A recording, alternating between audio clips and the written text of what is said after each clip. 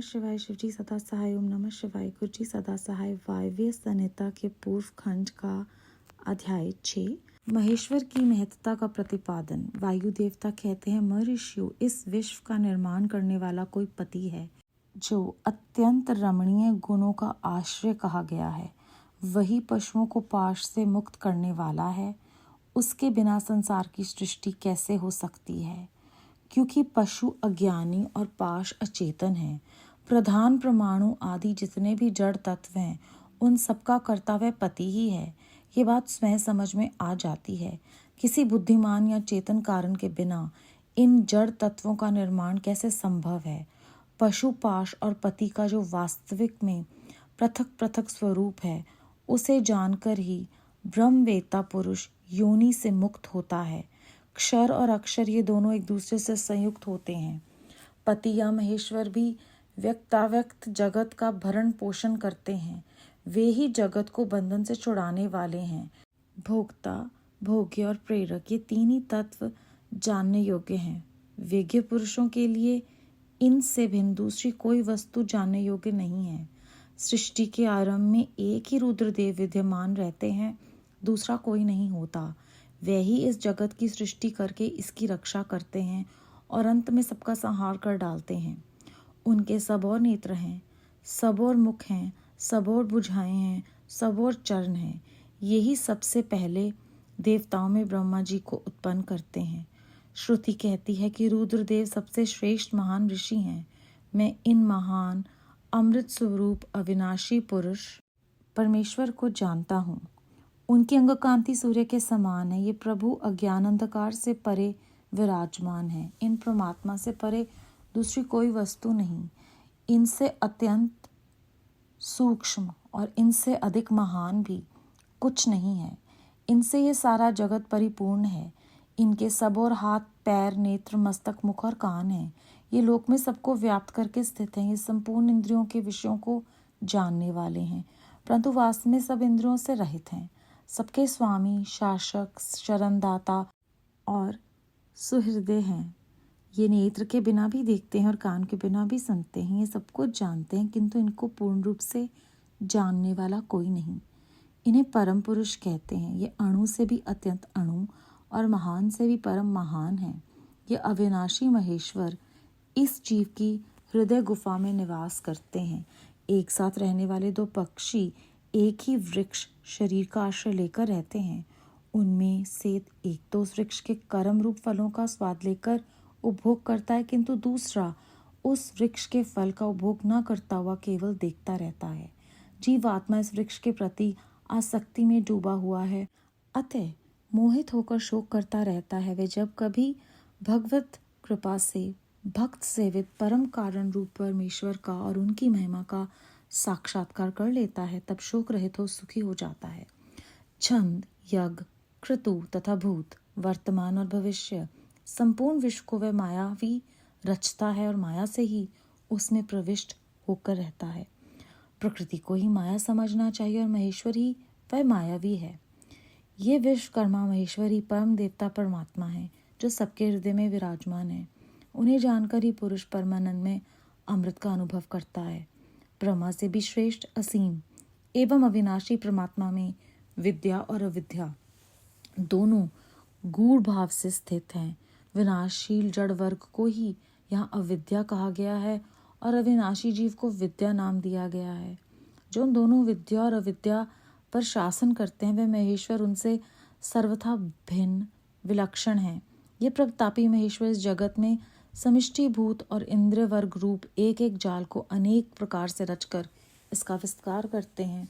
फिर अंत में संहार करके सबको अनेक से एक में परिणत कर देते हैं तथा पुण्य सृष्टि काल में सबकी पूर्वतः रचना करके सब पर अधिपत्य करते हैं। जैसे सूरज अकेला ही ऊपर नीचे तथा अगल बगल की दिशाओं को प्रकाशित करता हुआ स्वयं ही दैदीप्यमान होता है, उसी प्रकार ये भजनीय परमेश्वर अकेले ही समस्त कारण रूप पृथ्वी आदि तत्वों का नियमन करते हैं। श्रद्धा और भक्ति के भाव से प्राप्त होने योग्य आश्रय रहित कहे जाने वाले जगत की उत्पत्ति और संहार करने वाले कल्याण स्वरूप एवं 16 कलाओं की रचना कर उन महादेव को जानते हैं।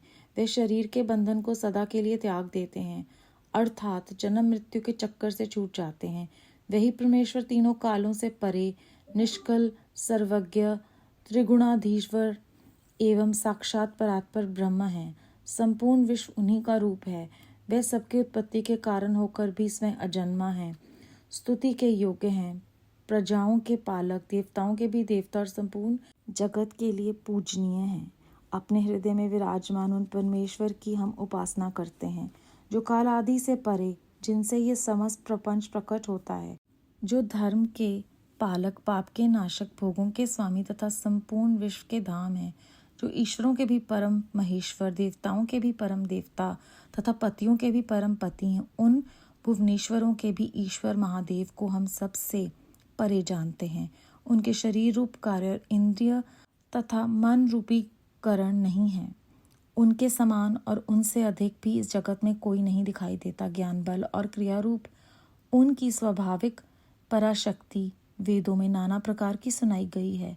उन्हीं शक्तियों से संपूर्ण विश्व की रचना हुई है। उसका ना कोई स्वामी है, ना कोई निश्चित चिन्ह है, ना उस पर किसी का शासन है। वह समस्त कारणों का कारण होता हुआ भी उनका अधीश्वर भी है। उनका ना कोई जन्मदाता है, न जन्म है, न जन्म के माया मलादि हेतु ही है। वे एक ही संपूर्ण विश्व में समस्त भूतों में गुह्य रूप से व्याप्त है। वही सब भूतों का अंतरात्मा और धर्माध्यक्ष कहलाता है। वह सब भूतों के अंदर बसा हुआ है, सबका दृष्टा, साक्षी, चेतन और निर्गुण है। वे एक ही है, वशी है, अनेकों विवशात्मा निष्क्रिय पुरुषों को वश में रखने वाला है। वह नित्यों का नित्य, चेतनों का चेतन, वह एक है, कामना रहित है और बहुतों की कामना पूर्ण करने वाला ईश्वर है। सांख्य और योग अर्थात ज्ञान योग और निष्काम कर्म योग से प्राप्त करने योग्य सबके कारण रूप उन जगदीश्वर परम देव को जानकर जीव संपूर्ण पाशो बंधनों से मुक्त हो जाता है। वह संपूर्ण विश्व के सृष्टा, सर्वज्ञ, स्वयं ही अपने प्राकट्य के हेतु ज्ञान स्वरूप काल के भी सृष्टा, संपूर्ण दिव्य गुणों से संपन्न, प्रकृति और जीव आत्मा के स्वामी, समस्त गुणों के शासक तथा संसार बंधन से छुड़ाने वाले हैं।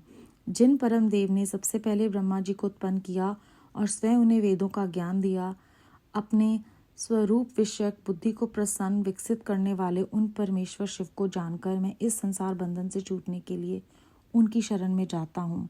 ये वेदांत शास्त्र का परम गोपनीय ज्ञान है। पूर्व काल में मुझे इसका उपदेश किया गया था। मैंने बड़े भारी सौभाग्य से ब्रह्मा जी के मुख से इस ज्ञान को पाया था। जो शम दम से रहित हो उसे इस परम उत्तम ज्ञान का उपदेश नहीं देना चाहिए। जो अपना पुत्र सदाचारी तथा शिष्य न हो उसे भी नहीं देना चाहिए। जिनकी परमदेव परमेश्वर में परम भक्ति है, जैसे परमेश्वर में है वैसे ही गुरु में भी है, उस महात्मा पुरुष के हृदय में ही ये बताए हुए रहस्यमय अर्थ प्रकाशित होते हैं। अति संक्षेप से ये सिद्धांत की बात सुनो। भगवान शिव प्रकृति और पुरुष से परे हैं। वही सृष्टि काल में जगत को रचते और संहार काल में पुनः सबको आत्मसात कर लेते हैं। अध्याय 6 समाप्त।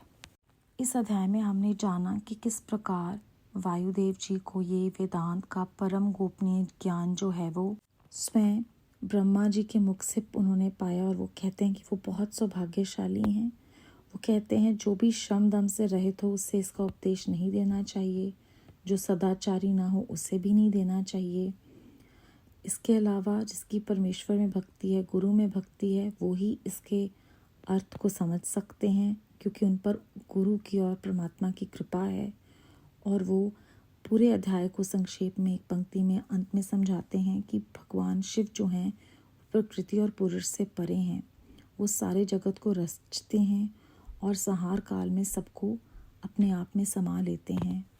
वे ही इस अध्याय में हमने जाना सबके स्वामी हैं, शासक हैं, शरणदाता हैं। वो उनके नेत्र नहीं हैं, वो देखते हैं, उनके कान नहीं हैं, वो सुनते हैं, वो सब कुछ जानते हैं, वो सर्वव्यापक हैं और उन्होंने सारे जगत की जो है वो सृष्टि की है, वही विस्तार करते हैं और हर तत्व का निर्माण उन्होंने ही किया है।